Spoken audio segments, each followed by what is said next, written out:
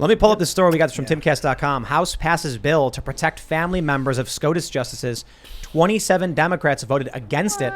So, of course, you guys have heard they're protesting in front of Kavanaugh's house. This is a continuation of that story. They decide to protest in front of justices' homes. It's illegal to do so. An activist organization publishes information showing people how to get to these homes, which I'm assuming, is also illegal. The federal government says nothing. They're not going to intervene. And then Jen Psaki comes out and says, well, we certainly encourage this. They're still defending it. A dude shows up to kill Kavanaugh. They say, okay, well, we're going to arrest that guy. And now people are still protesting. I watch these videos of people marching in front of the homes of Kavanaugh. And there's statements coming from the neighbors. The neighbors said, after what happened especially, we don't know who these people are. Mm-hmm. We don't know what's going to happen. And we're supposed to just live this way? Mm-hmm. No, they should be arrested. I could not imagine that. I want you all to imagine this. Like, remember what happened to Tucker Carlson? They went to his house, were banging on his door, and his wife had to hide in the pantry. Mm-hmm. Now they want to take your guns away? Yo, when they've got people burning down your businesses, coming to your home and threatening you, and it's happened that they've gone to people's houses on numerous occasions, and now they're saying take away their guns, red flag laws. Let me tell you something. You can't even call the police, Tim, because they're going to wait outside for 40 minutes. Well, sure. Right. But in Wisconsin, there was a group of Black Lives Matter activists. They thought some girls had been kidnapped. They showed up to this house where they thought the kidnapping happened, and they set fire to it. The fire got put out by, I think, emergency services. They set fire to it again. This same group of people went in front of another guy's home because apparently had an altercation with a neighbor. They called him racist. So you've got these same people. Everybody knows they were involved in arson. Someone was. And so he brandishes a shotgun through his window.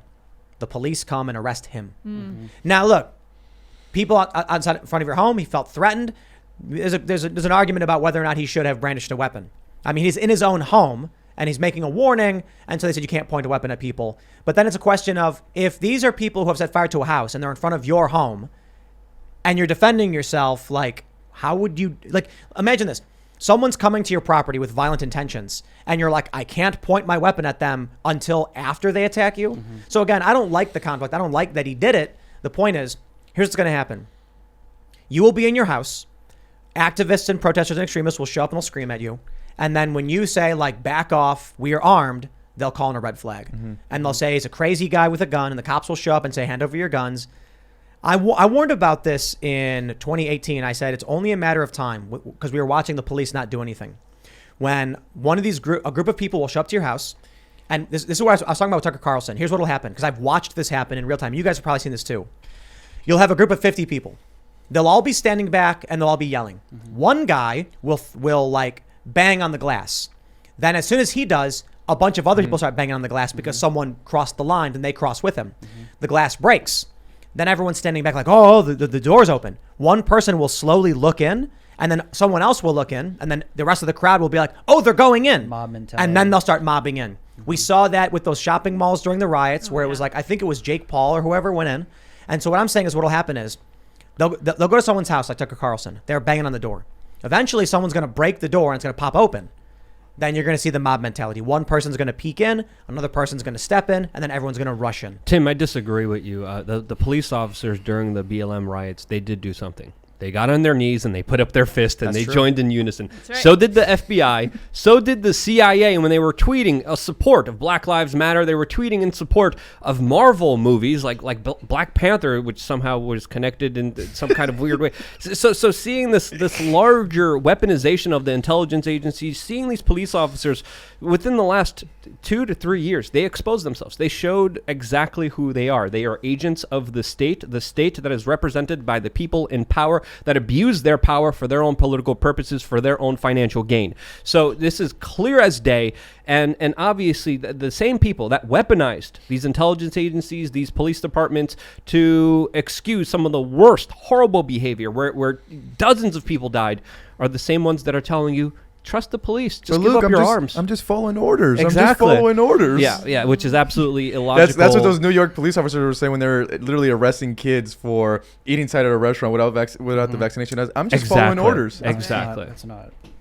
You know. It's horrible. I mean, you take a look at, but that's by design. That gets pushed by this agenda because you have these politicians like the story that we're talking about calling civil wars among us, accusing political opponents of a civil war that's going to be sparked by them. I think Chuck Schumer literally called out Kavanaugh in a video, and I'm paraphrasing. He said, "You're going to feel the wrath, or you're going to feel the pain, or the whirlwind, or something like you that." have unleashed. Right. But they see. Here's the thing: is I think a lot of people that may not be politically invested, they don't really look into this stuff as much as we do. We're like obsessed. We're just waiting and waiting and waiting. But the average person is just watching this and maybe thinking like, this is just happening. It's just happening. Here we are in American history where something is happening. It's not by design. It's not intentional. There's just these political opponents that are against each other. But people need to understand these people know what they're doing.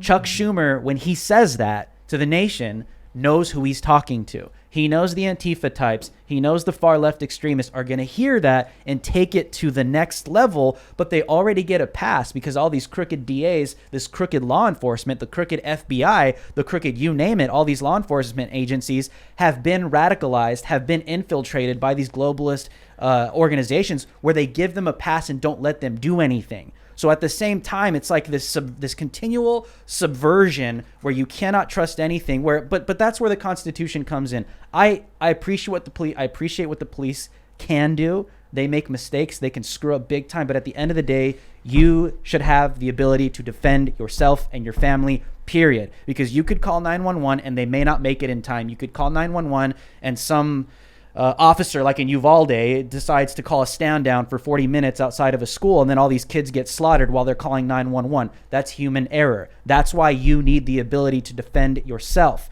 But this is why Joe Biden is coming out and saying the Second Amendment is not absolute. It was not meant to be absolute. It is the perfect storm. Like I said, they're trying. They need something, Luke. It might if be, it's not the gun grab, if it's not Roe v. versus Wade, if it's not climate change, they're I don't know. What do you guys think? What do you guys think is what they're just really going kind with right of now? like Luke said, is they want you focused on the culture war while they just destroy Your class freedoms. warfare. And right now, to be honest, like I think inflation is a gift for the GOP if they could take advantage of it. If you guys even look at the polls right now, Joe Biden with Hispanics is record low. With Hispanics, is the lowest. They're at 26%.